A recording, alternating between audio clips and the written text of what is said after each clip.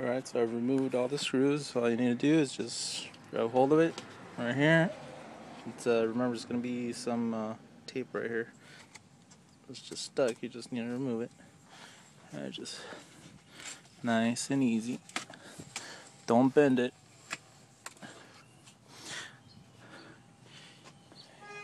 That would not be good. So here again, just grab it, loosening it up right here, double-sided tape.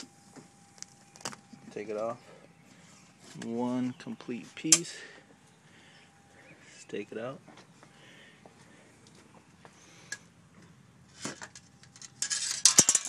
There you go. There's another piece out.